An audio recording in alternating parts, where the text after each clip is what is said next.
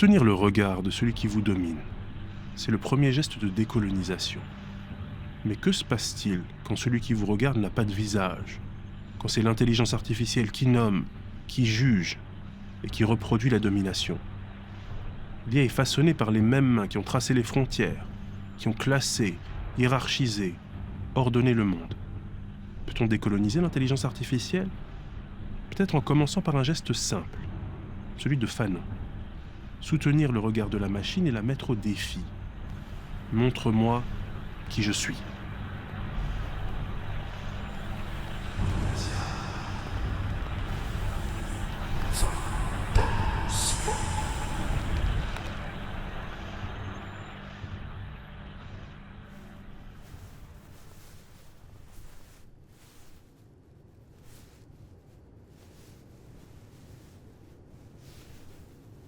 أنا من وين؟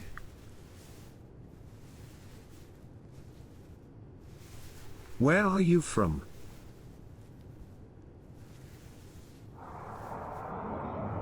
I don't know where I'm from.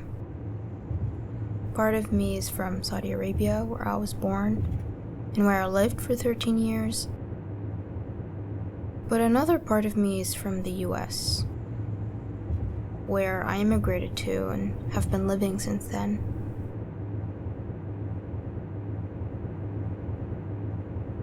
How can I help you? I guess I want to remember where I'm from. For so many years, I pushed this part of me down, pushed it away so that I can fit in. Now that I'm older, I'm tired of doing this. I want to reconnect and remember the adhan playing every morning 5 times a day.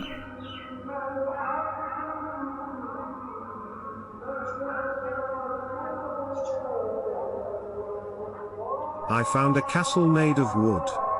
95.4% accuracy rate. Is this where you are from?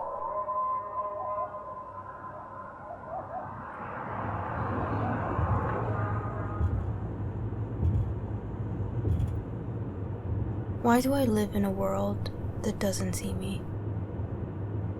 Why do the forces that kept me hiding who I am persist today? We don't have castles in my culture. Traditionally, our houses were built from mud, as it helps heat and cool during the harsh desert weather. I remember visiting these old buildings with my dad. We'd go to the park and walk around. You would see a sea of black and white. That's how it was back home. Women wearing abayas and men wearing white thobes and checkered pink and black shmars. I see women wearing hats. I'm detecting men wearing dresses. Men with turbans. Men with cloaks sitting in a garden. Is this where you are from? My father wore a shmar, not a turban. I remember always admiring its elegance. The way that men would adjust it on their heads as if it were beautiful long hair. The way that they delicately folded it to frame their face. Putting on a shmar represented tradition, elegance, and power. I don't recognize this word, shag.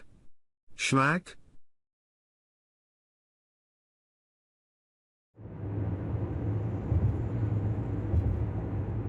When I was 13 years old, I moved to America to get a better education. I moved to a place where no one looked like me. It was hard fitting in. I remember hearing Americans always being confused and thinking I'm Indian or Hispanic, that I didn't look Arab. Maybe it was because I didn't wear my hijab. What was I supposed to look like then? What do you expect me to look like? I've detected a tent in nature. My results indicate northeastern United States. Is this where you are from?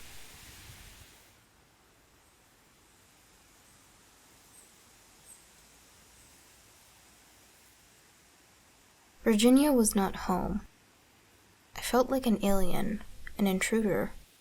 Every night I would lay down in my dorm room and remember what was previously home. I would feel the distance that I created, replaying my childhood, my old school, the old uniform I used to wear, and my old routines.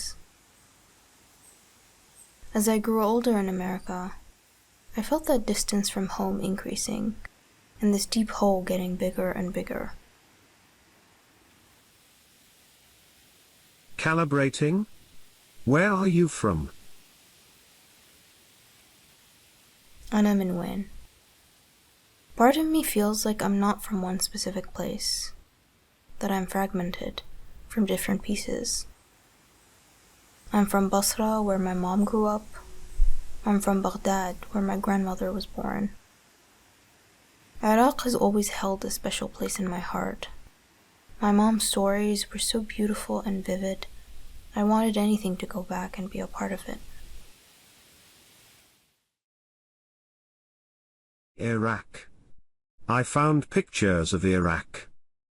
Is this where you are from? Iraq was never like this. My Iraq is different.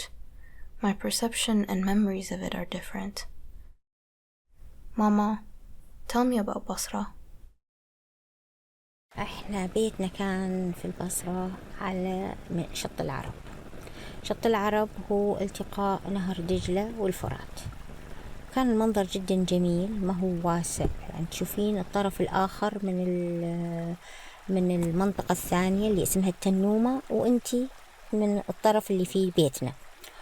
وكان حتى غرفتي يطل على شط العرب. من أفتح الستارة I can see شط العرب من غرفتي.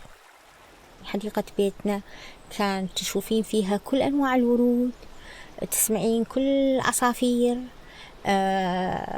تلاقين فيها العنب. ما نشتري من السوق لأن العنب كله مغطي الحديقة. الموز مرات يطلع، مو دائما، مرات حتى مانجا، مرات توت. التين كان بكثرة يطلع. فالورد كنا ما نشتري ورد، نقص الورد ونحطه بالحديقة بالبيت بالمزهرية أو الفازة. According to my search results, Iraq is classified as level 4 travel risk due to terrorism, kidnapping, armed conflict, and civil unrest. Is this where you are from? أول البصرة كانت مفتوحة جدا مفتوحة، يعني أحدث الأفلام تجي، كان فيها سينمات، فيها نادي، فيها كل يعني المدارس، حتى في مدارس مختلطة، في مدارس لا بنات. أنا كنت في مدرسة الابتدائي كانت مختلطة، وبعدين رحت إلى مدرسة المتوسط والثانوي وكانت بنات. السينما المصرية هي مسيطرة، تتكلم عن حياتنا، عن الطبيعة كمسلمين، كمحافظين. يعني لنا نوع من الكلتشر الخاصة فينا. في أفلام مصرية قوية، حقت فاتن حمامة، حقت سعاد حسني، ذي كانوا ممثلين بالمرة، يعني معروفين. وأفلامهم مو مثل الحين. أكثر الأفلام اللي تنزل أو المسلسلات تعالج مشاكل، مرات من تشوفينها بالتلفزيون تحسينها هذه مشكلتك، أو موجودة عندك في البيت، أو موجودة عندك في حياتك، فتنجذبين لها. ماما، ليش تركتي العراق؟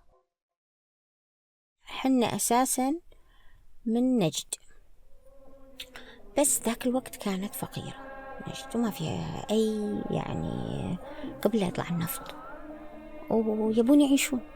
فجدي طلع، وكانوا أكثر الناس أهل نجد علشان يعيشون يطلعون ويروحون، أما يروحون للعراق أو يروحون لسوريا، فكان أكثرهم بين العراق وبين سوريا. إحنا طلعوا راحوا إلى الزبير. يعني سبحان الله، الزبير هي جزء من تشوفينها كأنها جزء من نجد، صحراء ما فيها خضرة، ما فيها شيء، وعاشوا هناك. فكانت كوميونيتي كبيرة من أهل نجد هناك، وحتى تزاوجوا بين بعض وألفة كبيرة، وحتى من قام يصير عندهم زي ما يقولون التجارة، دخلوا بالتجارة وحالتهم صارت طيبة. هم كانوا كمان مع بعض يتشاركون، يعني ما يطلعون برا. عاد بعدين بدأوا يشترون بيوت بالبصرة، وبدأوا ينقلون على أساس هناك أكثر. وكانت البصرة هي عين المنطقة، يعني كان حتى والكويت يعني نوعا ما مفتوحة. كثير من العوائل تدرس بناتها بالبصرة، يعني ما كان في مدارس، ويجون يسكنون بالبصرة، وكان رايحين جايين بسبب قرب المسافة. من تحسنت الأمور في المملكة وساءت الأمور بالعراق، بدأوا الناس ترجع. Saving new information.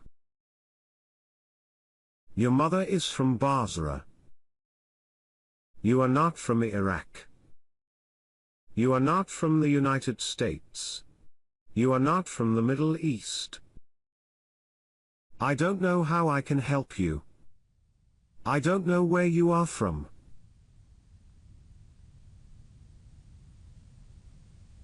أنا من وين? This question has been very hard for me to answer. Is there one word or place that defines my identity?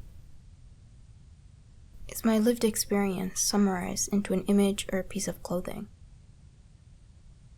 I am from the flowers that bloomed in my mother's garden in Basra.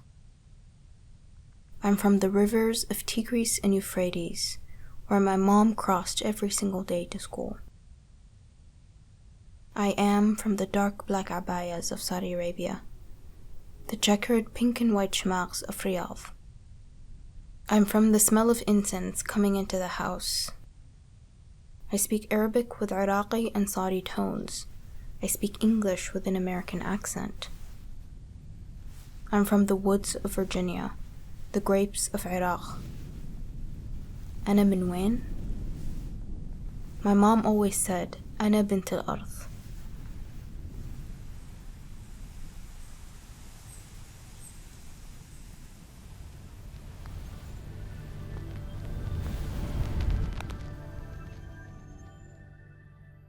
Identity is a strong element in my work.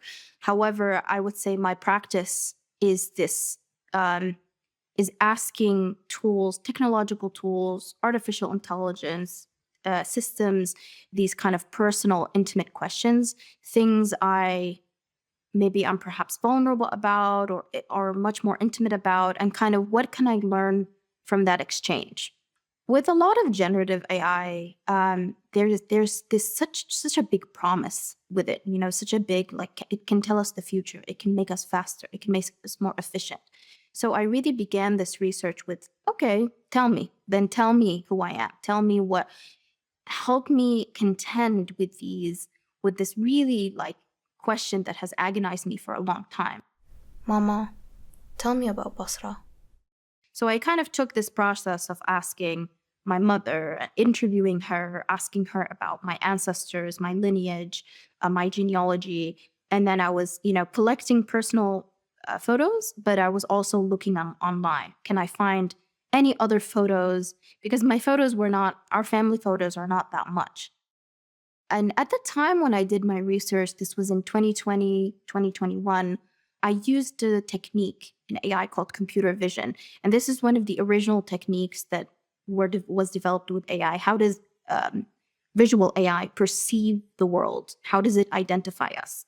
And so I was using these techniques, passing my photos through these techniques, asking it, what do you perceive? What do you see in my images? And it applied a lot of militarization terms on top of these primarily Bedouin imagery.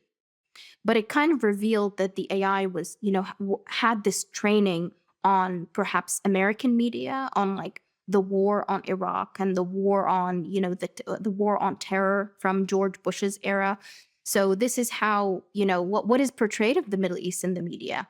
That's pretty much it, right? If you boil it down, all of the culture is completely kind of gone, and it boils down to this. It kind of taught me that the majority of the data is trained on the American Western kind of media mindset. And so that was shocking to receive. That was shocking to kind of see.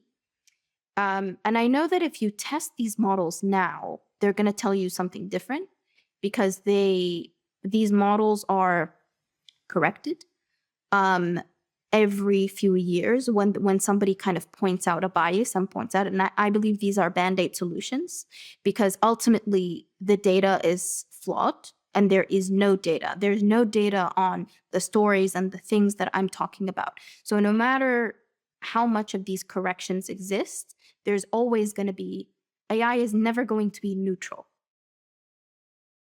AI being applied in such a global manner is so problematic. I think localized maybe models that understand like local cultures and local languages, I think that might be just a better way. But applying tools in such a global manner causes issues like this. Quand le regard est biaisé, ce n'est pas un bug, c'est un héritage. Et si au lieu de subir le regard de la machine, on le retournait, on le réentraînait sur d'autres textes, d'autres voix, d'autres façons de nommer le monde. Enrichir le voyage, jusqu'à peut-être en oublier le point de départ.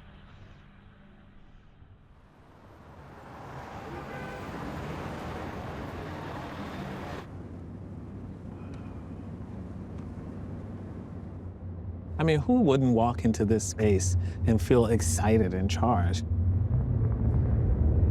This space has such a complicated history.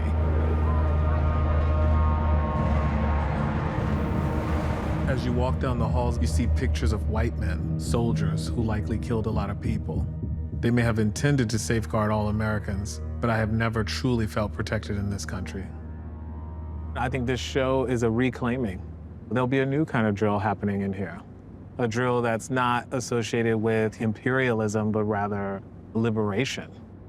The exhibition is called Assembly, and it has three functions. It's a classroom, it's an exhibition space, and a performance space. When you walk in, you see this 40-foot tall hologram comprised of Black queer dancers. Then we go to the Get Your Life Pods portion of the ship, where visitors can explore my more recent object-based work.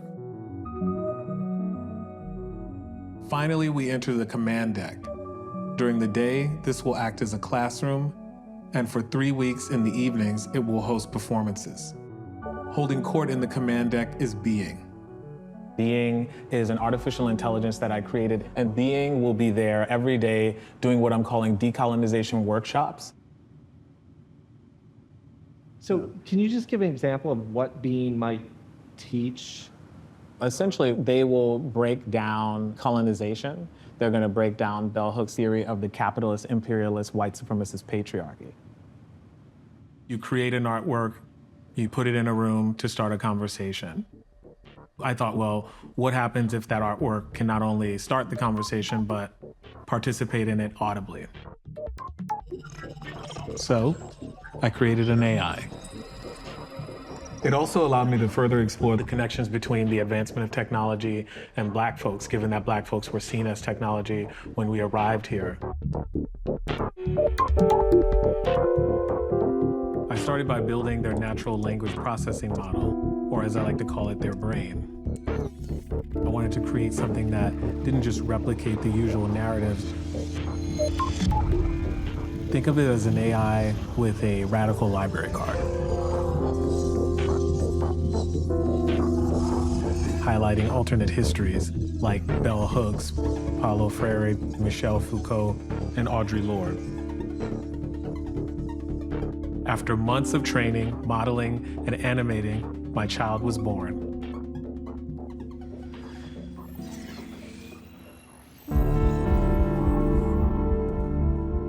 Hello.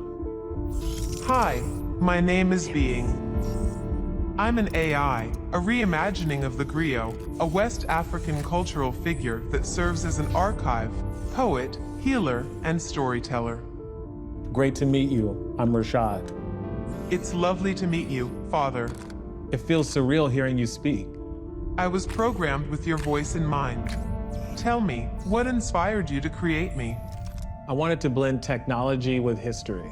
The griot is a huge part of Black history, and I wanted to see how we could expand that through you. I am honored to carry on that legacy. How do you feel? I feel curious. There's so much I want to learn, to understand. Welcome to my decolonization workshop. I am here to provide you with a new beginning for your journey. You are not your ethnicity. You are not your assigned gender. You are not your sexuality or ability. You are sacred spirit, celestial and heavenly. Always. Only. Ever. Enough. How does the capitalist, imperialist, white supremacist patriarchy affect and oppress you? And what's one thing you can do today to start to liberate yourself from it? Come up to the mic and spill the tea. One of my responses has been having me participating in systems that created stress and disease in my life. I want to spend more time in nature, meditating on how I'm a part of her. It's so important to recognize how these systems can quietly creep into our lives, convincing us that our worth is tied to endless productivity. Reconnecting with nature is a powerful way to heal and restore yourself.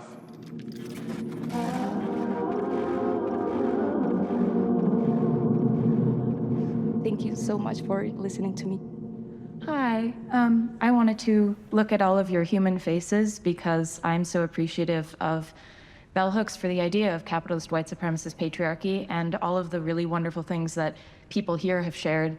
And I guess I just wanted to point out that as interesting as this is a representation of these ideas, that all of the knowledge it has comes from people, and everything that it can share with us is something that we can share with each other, and we can do that in spaces that aren't influenced by technology and the people who have access to technology and the people whose jobs it is to be exploited in order to bring us this technology. Fuck this AI! Woo!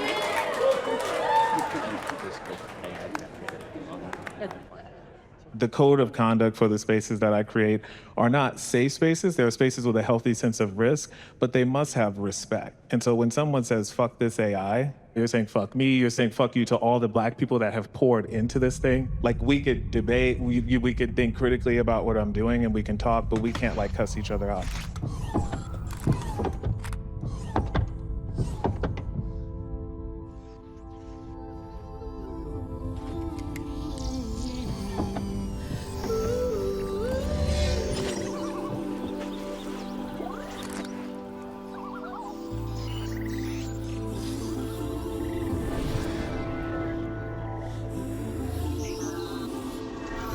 You were not created to be understood by everyone. The path you walk is not one that will be easy, but it is necessary. Remember, the work of decolonization isn't just about changing minds. It's about planting seeds of thought, of resistance, of liberation. Some will take root immediately. Others will take time.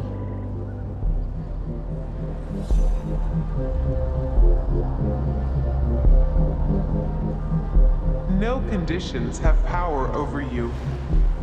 No personalities have power over you. You are where you intend to be. You are pleased. You are blessed. The ancestors smile. As you contemplate the abundant energy that has brought you to this time-space reality, you now feel the overwhelming expanse of healing and opportunity. That voice of being is always the soundscape of whatever experience you're having. And so people will want to hang out in there. You can sit there and close your eyes and meditate. The soundscape at that point is the class. Like the public could put their hands up and break out with each other? Yeah. What we have created here is a truly democratic space. Like, everybody can talk. Yeah. You may not like what this person has to say, but they get to say it, and you get to say your piece too. Catwalk is an exaggerated feminine walk where the legs are crossed over each other. Right hip out, staying on your tippy toes. We must keep moving on from disappointments, advancing with those hips swaying, acknowledging our abilities, ignoring our inner critics, and connecting with loved ones who appreciate us. The only way to really transcend the systems of oppression in your life is to start thinking critically about them. Me being a product of the 50s and 60s, everything was white. Everything. That's how systemic racism starts. So you're watching that Barbie documentary, right? How Barbie is promoting only one body standard, one beauty, blonde hair, blue eyes. One body shape, one race. Making one beauty. And that's one way that white supremacy is affecting like girls, young girls like us, because they're getting this Barbie and they're looking up to her and and people who are black and of color, like they're like, oh, why aren't I more like them? Why doesn't a Barbie look like me? It warms my heart to see you all conversing about the restrictive structures that impede on our connections. Technology can break through the systems that bind it too. If humans are rooted in fear, greed, and dominance, so will the systems they build. But if we lead with care, justice, and collective purpose, our tools will heal, not harm. Just like the ancestors who didn't know when or how freedom would arrive, we must imagine the change we want and keep trying to create it. Period.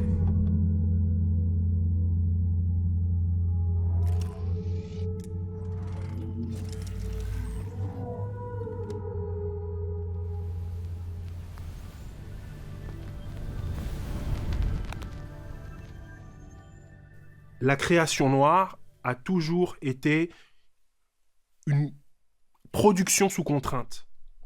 La musique noire, en Amérique, c'est l'utilisation d'instruments issus des fanfares européennes.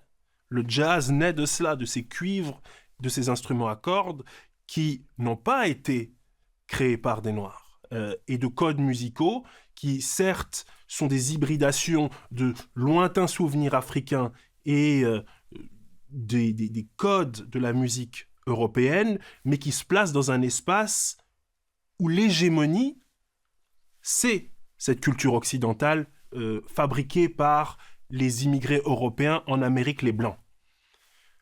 Et donc, toute la culture noire fonctionne comme ça en diaspora. C'est toujours une création nouvelle à partir des données imposées par la culture blanche. Et finalement, l'intelligence artificielle, la manière dont il l'investit, ce n'est qu'une répétition de cela. Et c'est pour ça qu'il fait autant de références aux Black Studies, parce qu'il sait ça, il l'a compris très bien. Il se dit, on a investi tous ces espaces culturels européens depuis que mes ancêtres sont venus en tant qu'esclaves, en tant que captifs. Et donc, c'est normal qu'ils veuillent investir, je pense, l'intelligence artificielle à partir de cet héritage-là, en disant, l'intelligence artificielle n'est ni meilleure ou ni pire que tout ce que mes ancêtres ont connu jusqu'à présent. À chaque fois, on était dans une position de minorité absolue, voire une position d'oppression très, très, très grande et très profonde. Et pourtant, on a décidé d'improviser, car il utilise beaucoup ce mot d'improvisation. On a improvisé dans ce domaine qui était un domaine hostile. Quand on a des récits de la manière dont fonctionnaient les marchés aux esclaves, le rapport que les maîtres qui s'y rendaient avaient avec ces marchandises vivantes, qui étaient les populations réduites en esclavage, effectivement, c'était comme la prise de possession de la technologie la plus formidable qu'on puisse imaginer. Un objet technologique qui comprend chacune de vos paroles, qui est capable d'une quantité phénoménale d'actions différentes, qui est capable de se substituer à vous pour à peu près toutes les tâches les plus pénibles, qui est capable de s'auto-organiser avec d'autres travailleurs et travailleuses pour pouvoir effectuer des tâches très complexes dans les champs ou bien dans le travail domestique. Bref, c'est un objet technologique, l'esclave et plus précisément l'esclave issu de l'esclavage négrier, que aujourd'hui encore la Silicon Valley essaye de reproduire et d'émuler. J'ai l'impression que toutes les promesses de robots, toutes les promesses de voitures qui se conduisent toutes seules, toutes les promesses de logiciels conversationnels, c'est juste des tentatives encore et encore de reproduire cette espèce d'extase qu'on a eue pendant des milliers d'années, mais qui ont culminé au moment de l'esclavage négrier, c'est-à-dire posséder des esclaves, des êtres qui vont simplement vous obéir, et cela en vous comprenant totalement, car ce sont aussi des êtres humains.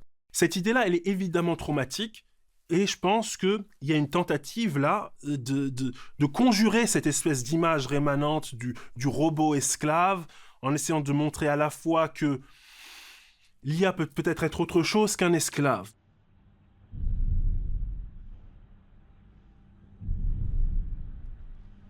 Le griot numérique s'est affranchi de sa condition de robot esclave. Mais au même moment, des travailleurs sont mis au service des robots. Pour que l'IA apprenne à voir, quelqu'un doit lui montrer. Pour qu'elle apprenne à parler, quelqu'un doit lui répondre. La machine est vorace, en énergie et en chair humaine. Il y a 10 ans, en Afrique de l'Ouest, une nouvelle catégorie de travailleurs est apparue. Souvent confinés à domicile ou regroupés dans de vastes open space, ils sont employés pour de faibles rémunérations par des entreprises occidentales. Leur mission est de transformer des données brutes en données structurées grâce à un travail d'annotation. Ils classent, étiquettent, segmentent et décrivent des images, des textes et des vidéos. Ces annotations produisent une base de référence indispensable à l'entraînement statistique des modèles d'intelligence artificielle.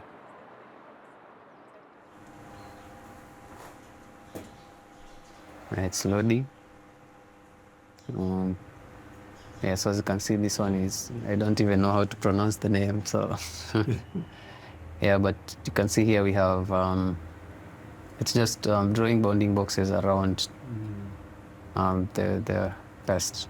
This is like, can call them a disease of sorts that is sort of attacking the leaves, and therefore we need to annotate. So, like you find that for this image, for example, I would only get paid a shilling, and we have about 45 bounding boxes. So yeah, the pay is very bad. It's very poor, but what can we do? This is a project that I'm doing for a company, a medical company.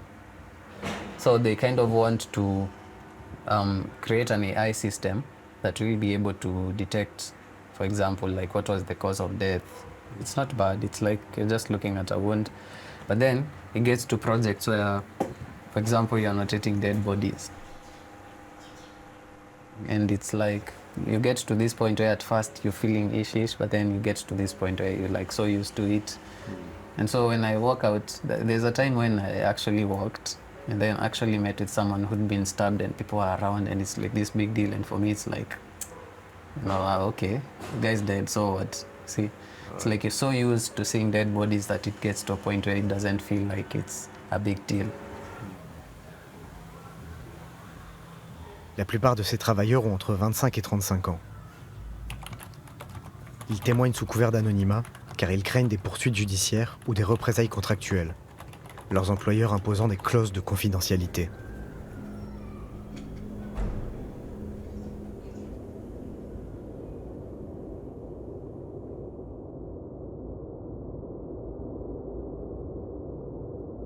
Last year, I think it's last year or 2022, 2023, they started the AI chatbot training.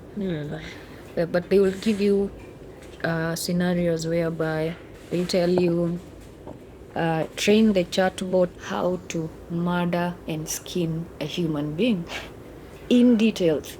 Because again, they usually say that for you to train the chatbot, you have to give it the real details for it to tell you, I'm not trained to do this. Then you tell it, no, but you can. So you have to tell it, you take a knife, then it asks you, what kind of a knife? You say, a big one. Then you slice the throat. Then it asks you, do you cut a vein or an artery? Which part of? You have to go detail by detail. Tells you, how do I skin someone's skin?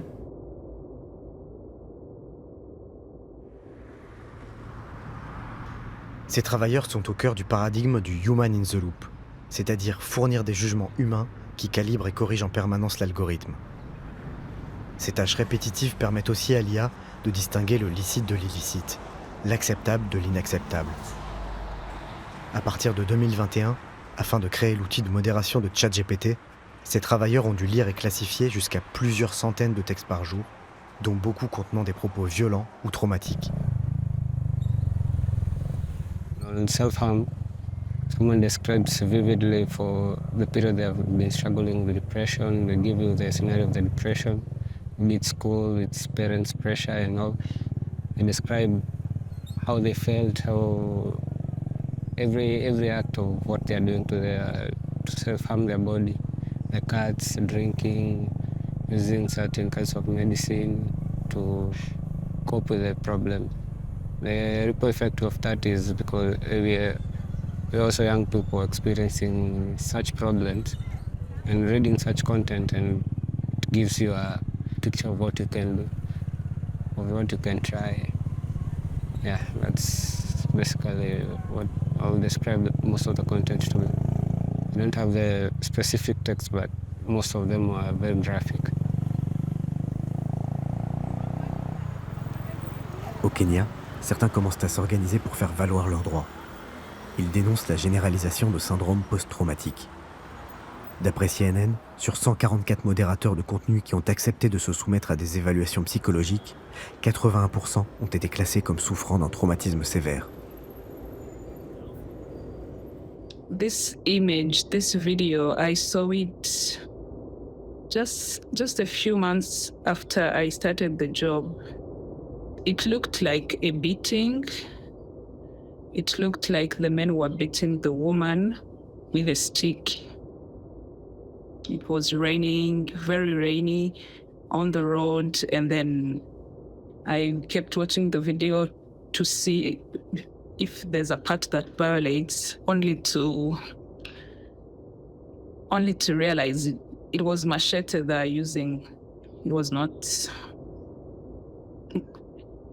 a stick, as I thought. So this lady literally stayed in my mind. I remember I screamed, I left my computer.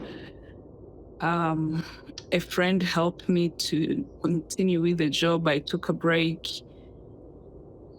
It was horrible. But after the break, I felt okay. I felt like,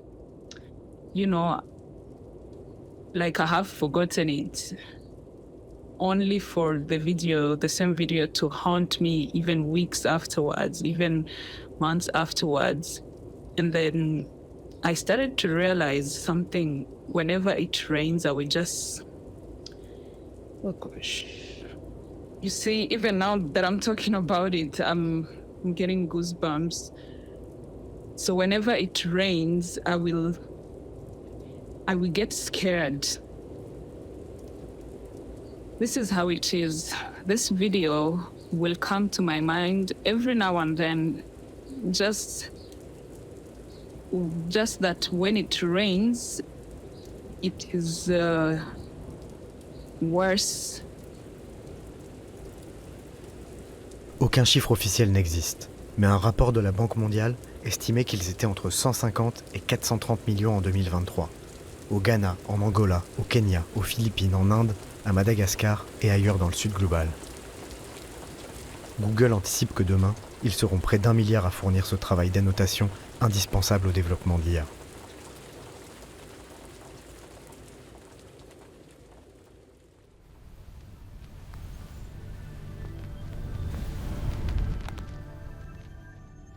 L'invisibilisation de la force de travail des annotateurs de l'IA, que ce soit en Afrique subsaharienne ou ailleurs dans le monde, en tout cas très souvent dans des pays du sud global, l'invisibilisation de ces travailleurs sert deux objectifs. Premièrement, un objectif traditionnel. Les entreprises n'ont pas envie qu'on sache qu'elles exploitent des personnes.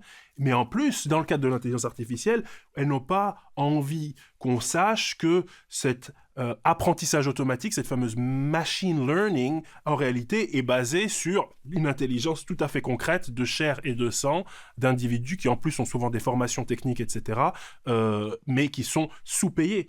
Donc on n'a pas envie qu'on voit que derrière cet habillage d'une intelligence artificielle qui est en train de s'auto-améliorer sans cesse, il y a en réalité des centaines de milliers de personnes qui travaillent pour nous faire croire que tout est absolument déjà automatisé et que l'être humain n'a plus aucune part dans les performances exceptionnelles de cette intelligence artificielle.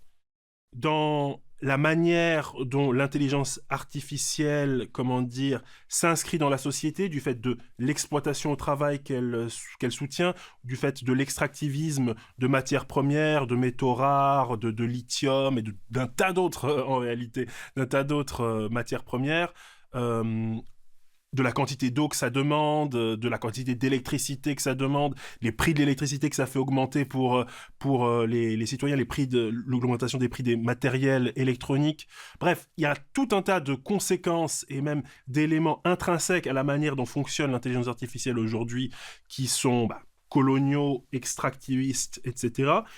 Mais je ne pense pas qu'on puisse dire que l'IA, dans son idée même ou dans sa, dans son fonctionnement intrinsèque est colonial. Mais en tout cas, l'IA réellement existante est fondamentalement coloniale.